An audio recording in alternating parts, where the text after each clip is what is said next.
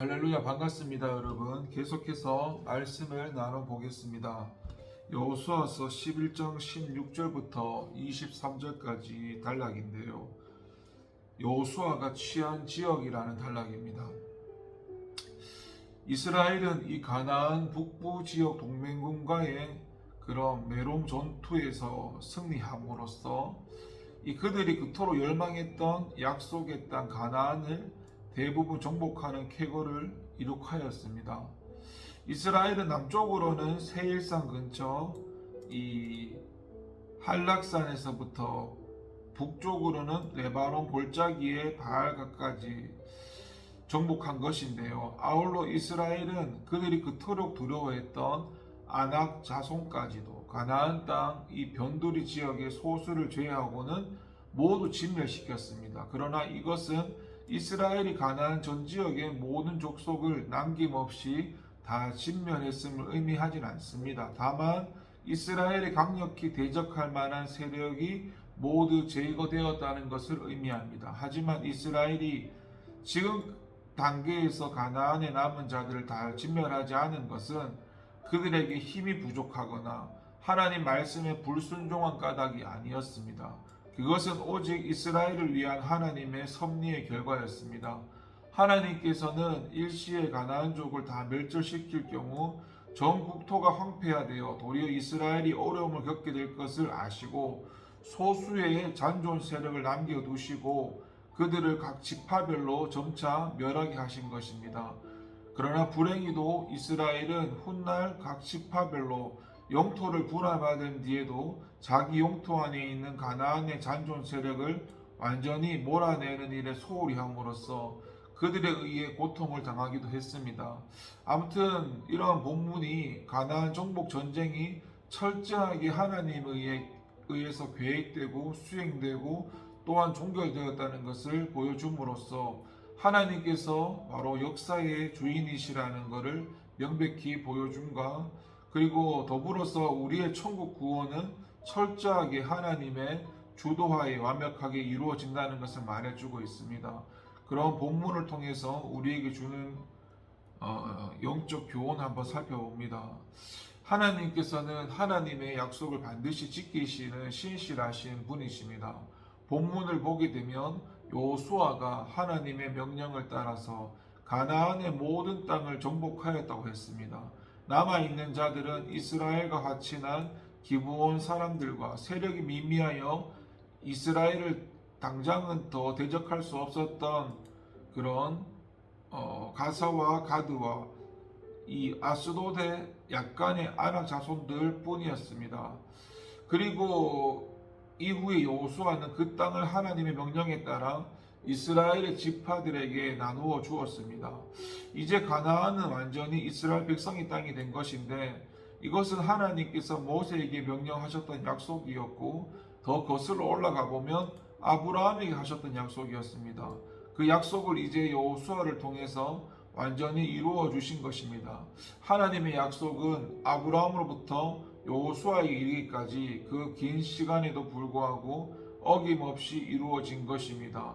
하나님께서는 가나안 땅을 기업으로 주시겠다는 당신의 약속을 그 땅 거민들인 아모리 족속의 죄악이 아직 관영하지 못한 연고로 인해서 이스라엘이 400년을 이방 나라에 계기되어서 섬긴 후에야 이루어질 것이라고 이미 말씀하셨습니다. 그런데도 이스라엘 백성들은 그 약속을 신실하게 붙들지 못하고 닥치는 어려움 속에서 불평하고 하나님을 원망하고 심지어 하나님을 버리고 우상을 만들기까지 했습니다. 하지만 하나님께서는 이스라엘 백성들의 불순종과 그런 믿음의 연약함에도 불구하고 정하신 때에 신실하게 그 약속을 이루어 주신 것입니다. 이와 같이 하나님께서는 하나님의 약속을 반드시 이루십니다. 우리는 그 기간이 너무나 길게 느껴지고 그 기간을 참고 기다리지 못하는 조급한 마음 때문에 그 약속을 잊어버릴 때가 있지만 하나님께서는 하나님의 약속을 잊어버리시는 분이 아니고 그런 법이 없습니다. 하나님께서는 하나님의 그 광대한 경륜과 하나님의 섭리 가운데서 그 약속을 이루실 때를 기다리시고 그 때가 되면 반드시 이루어 주십니다. 하나님의 이러한 약속의 신실함은 예수 그리스도의 오심으로 더 분명하게 나타납니다. 하나님께서는 많은 선지자를 통해서 예수 그리스도께서 오실 것을 약속했고, 그래서 많은 하나님 백성들이 이 약속을 믿고 그리스도를 기다렸습니다. 그러나 그 약속은 곧바로 이루어지지 않았고, 많은 시간이 지나고 난 후에, 바로 하나님의 때가 찬 후에 하나님께서 비로소 그 아들을 여자에게서 나게 하셨습니다. 그리고 그분 예수 그리스도께서 약속대로 우리의 죄를 담당하시고 십자가에서 달려 죽으셨습니다.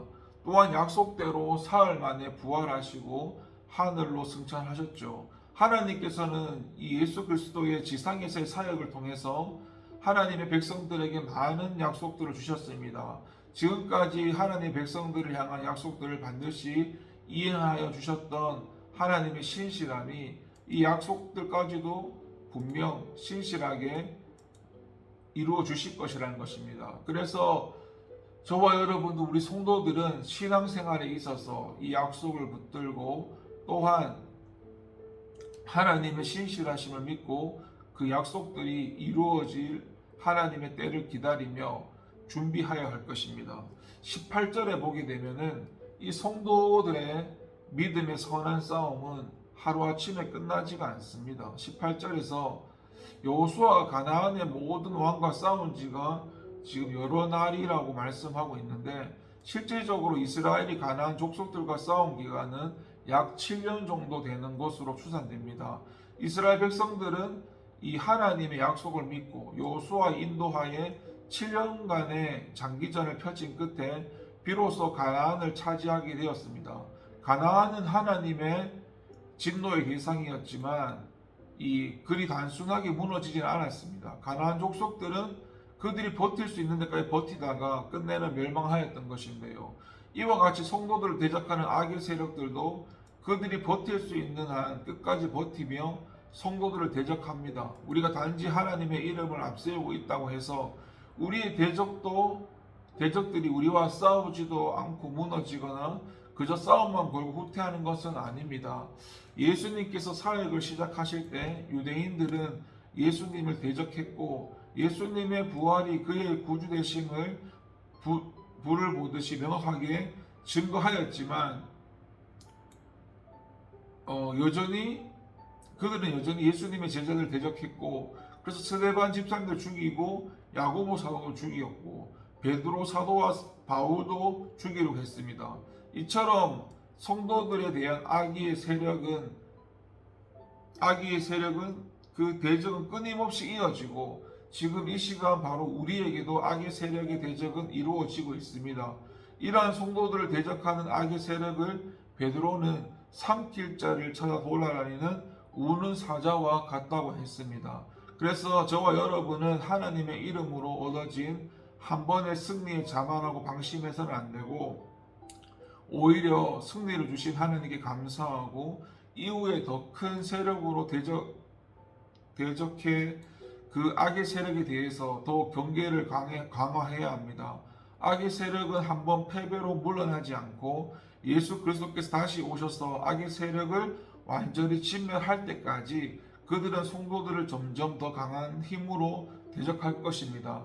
그래서 저와 여러분은 한시라도 악의 세력이 우리를 정복하지 못하도록 더 근신하고 기도해서 하나님의 전신갑주로 무장하고 어떠한 악의 세력의 대적에도 능히 맞서 싸울 수 있도록 해야 할 것입니다.